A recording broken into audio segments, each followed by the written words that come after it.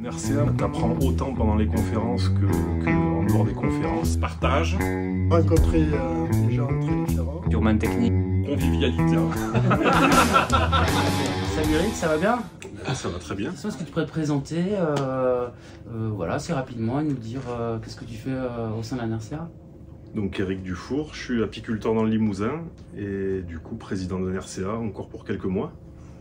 Donc j'ai 600 ruches, je fais des rennes, du miel, un peu de propolis et je vends quelques essaims aussi, en bio. Donc, tu es un apiculteur éleveur pour le coup, tu produis tes propres rennes. Ouais, et j'en vends entre 800 et 1000 par an à peu près. D'accord, ok. Donc tu as une partie, un atelier destiné à ton renouvellement et un atelier destiné à la vente. C'est ça. Enfin, l'atelier de production de rennes, si tu veux, j'en vends et j'en utilise sur chaque lot, j'en réutilise quelques-unes. J'en vends entre 800 et 1000, je sais pas combien j'en utilise après. Je dirais qu'après, pour moi, je dois en utiliser à peu près 300. Après, je travaille beaucoup en cellule aussi. Pour mes essaims, je travaille que en cellule quasiment. Après, j'utilise les rennes, moi, en fin de saison pour changer mes rennes au mois de septembre. Et j'en change aussi au cours de la saison, quand je vois qu'il y a une ruche qui est défectueuse.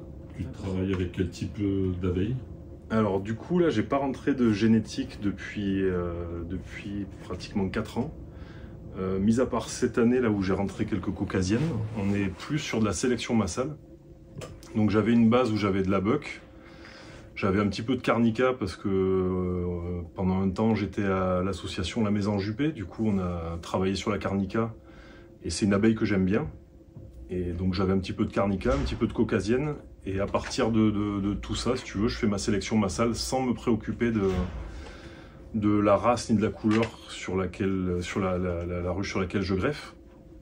Plus sur ses caractères, quoi. Comme nous on est en bio et qu'on est dans une zone un peu particulière, on transhume très peu. Et le Limousin, donc en bio on ne cherche pas les cultures. Limousin, il n'y a pas trop de culture de toute façon. Donc on cherche une abeille un peu plus rustique qui ne consomme pas trop parce que le nourrissement en bio coûte quand même très cher, quoi. Donc on oriente notre sélection là-dessus sur la rusticité et du coup on travaille en circuit fermé, en sélection massale et là on s'ouvre, là ça fait 4 ans qu'on n'avait rien rentré donc on a rentré un petit peu de caucasienne. D'accord. Toujours dans une idée de rajouter de la rusticité. D'accord.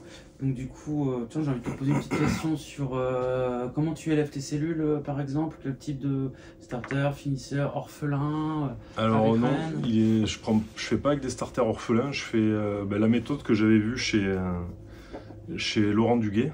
Donc j'aime bien le système clockboard, mais en vertical du coup ça fait beaucoup de manipulation et du coup j'avais vu chez Laurent là son système horizontal.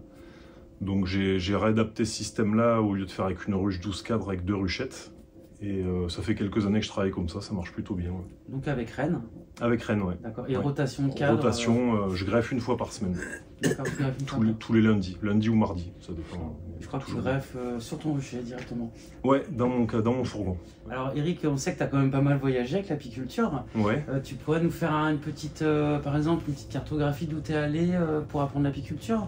Ton parcours d'installation en fait. Alors j'ai fait ma première saison du coup en apiculture au Canada, au Manitoba, chez un Français du coup Pierre Fort, qui s'était installé au Manitoba.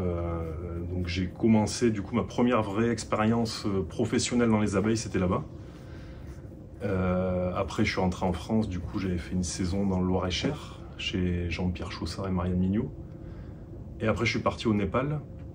Là du coup c'était une expérience un peu différente, j'étais allé voir les chasseurs de miel, pas ceux qui vont sur les falaises, mais ceux qui travaillent avec les abeilles géantes, là, les Apis dorsata, dans le sud du Népal à la frontière de l'Inde. Avec des ruches modernes ou des ruches traditionnelles? C'est pas des ruches, là c'est des abeilles sauvages du coup, c'est les abeilles et les dorsata qui font les grosses demi-lunes sous les branches d'arbres ou sous les falaises. Alors les dorsata sont plus sous les arbres, elles sont plus dans le sud du Népal.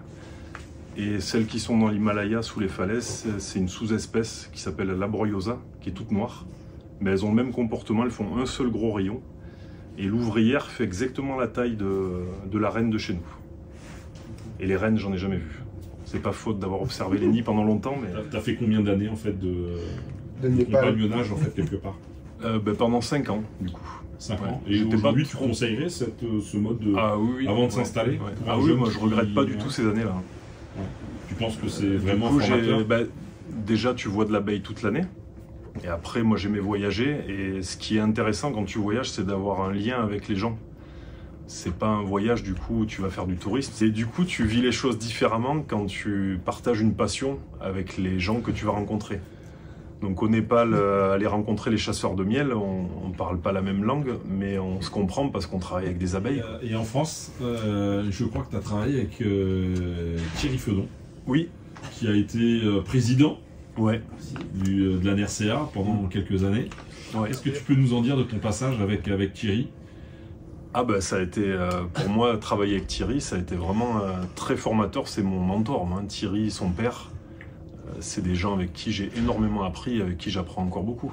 On va parler un petit peu encore d'NRCA. Qu'est-ce que tu penses du coup de l'équipe actuelle de On a NRCA? une super équipe, franchement, c'est vraiment un plaisir à chaque fois de se retrouver, quoi. C'est la famille, quoi.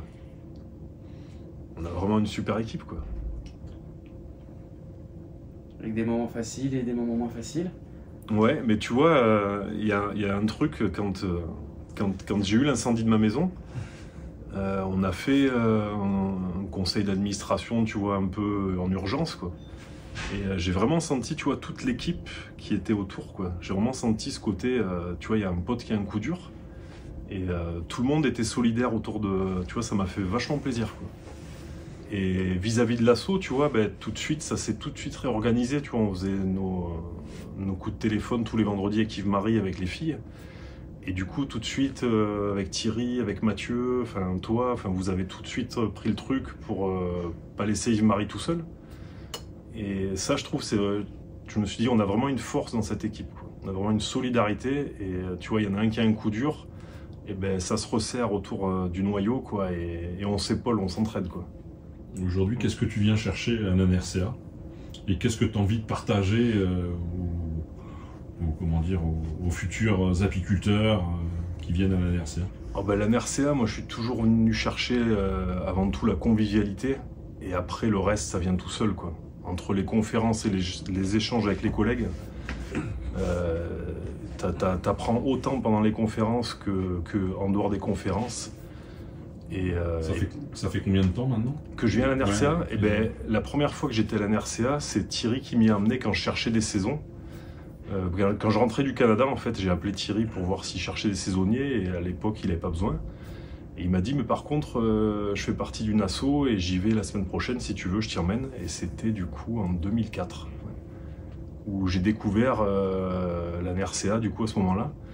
Et où tu découvres un autre monde de l'apiculture, quoi. C'est-à-dire qu'il y en a plein qui ont voyagé. Moi, j'avais envie de voyager. Il y en avait plein qui avaient des contacts un peu partout dans le monde. Donc, c'est quelque part. Tu vois qu'il y a une ouverture, quoi. C'est grâce à la NRCA que tu as pu. Ah, ben complètement. Ouais. Tu as pu voyager aux quatre coins du monde, quoi, en fait. Ouais, puis que j'ai pu apprendre l'élevage, que tu découvres un autre monde, quoi. Bah écoute, Eric, merci à toi. Ben, merci à vous, autant pendant les conférences que en dehors des conférences. Partage. Rencontrer des gens très différents. Durman Technique. Convivialité.